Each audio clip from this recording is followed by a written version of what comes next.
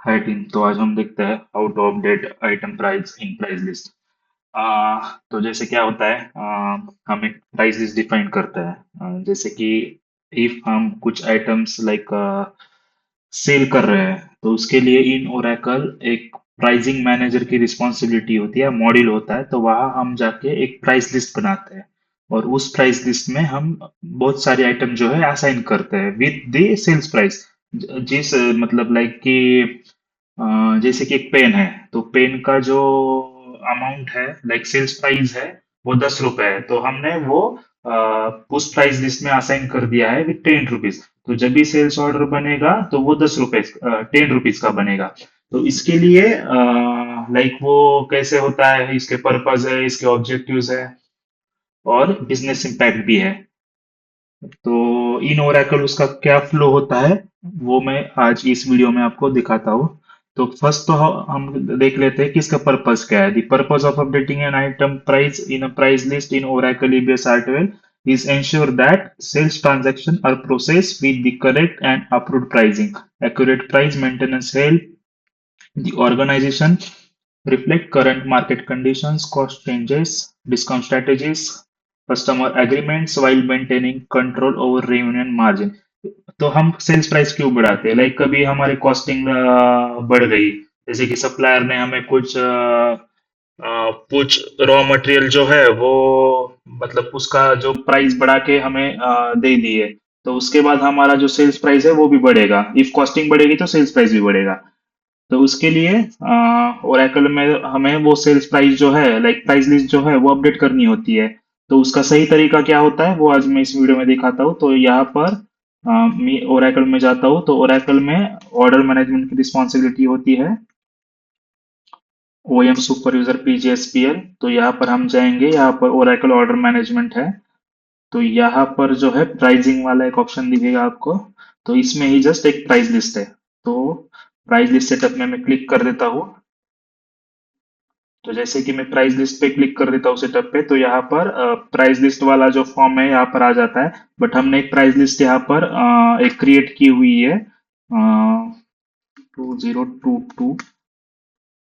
ये USD वाली जो है ये लाइक एक्सपोर्ट सेल्स ऑर्डर्स के लिए है, उनके लिए अलग प्राइस लिस्ट है। तो INR जो है वो इंडियन कस्टमर्स के लिए। तो ये मैं सेलेक्ट कर देता हूँ।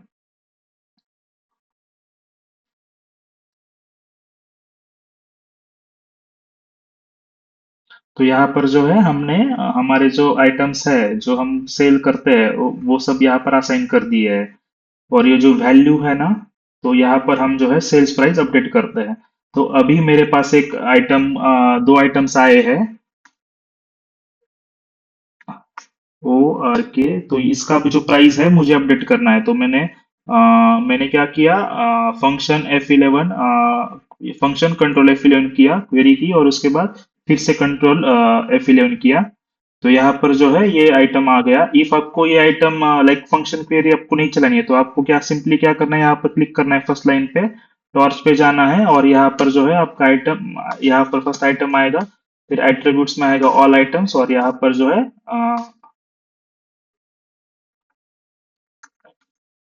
यहाँ पर आइटम आएगा, प्राइस एट्रीब्यूट्स में आएगा ऑल आइटम्स, आइटम नंबर आएगा और फिर आपकी वैल्यू आएगी।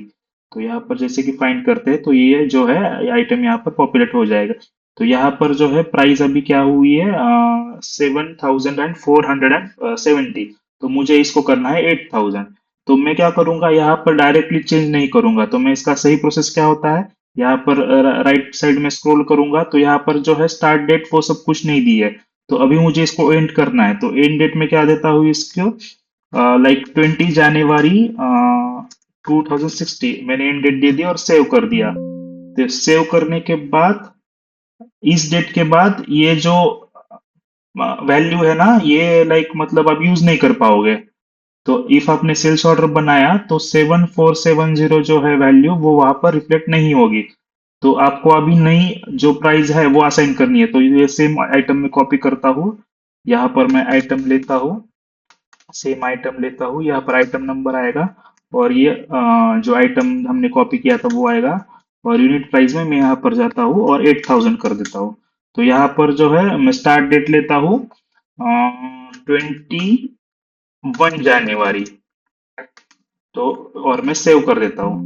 तो अभी क्या होगा, जैसे कि मैं सेल्स ऑर्डर बनाने के लिए जाऊंगा, जैसे कि मैंने 21 जनवरी का सेल्स ऑर्डर बनाया है, तो सेल्स ऑर्डर बनाने के बाद जैसे मैं वहां पर जो है ये आइटम सेलेक्ट करता हूँ, सेकेंड वाली आइटम जो हमने अभी प्राइस चेंज की है, तो वहां पर जो है यूनिट प्राइस में 8,000 जो है वो रिफ्लेक्ट होगा। इफ मैं लाइक 1 जनवरी के लिए सेल्स ऑर्डर बनाता हूँ और वहां पर मैं ये आइटम लेता हूँ, तो एट दैट टाइम क्या होगा, 7470 वाली जो वैल्यू है वो वहां पर पॉपुलेट होगी। तो यही सही तरीका होता है प्राइस लिस्ट में जाके आइटम को जो है, मतलब आइटम वैल्यू जो है चेंज करने का। तो आपको हर टाइम क्या करना है, आपको डायरेक्टली यहाँ आकर जो है 8,000, मतलब आपको मैन्युअली अपडेट नहीं करना है। तो ये डेट रेंज जो दी होती है वो उसी के लिए दी होती है कि इफेक्टिव मतलब कब तक है वो आइटम। तो सेम आपको नेक्स्ट मतलब कई आइटम फ्यूचर में भी आ सकती है पीचेट में, तो आपको उसके लिए भी सेम प्रोसेस फॉलो करना है। तो ये मैं सेव कर देता हूँ और आज के लिए इतना ही। Thank you.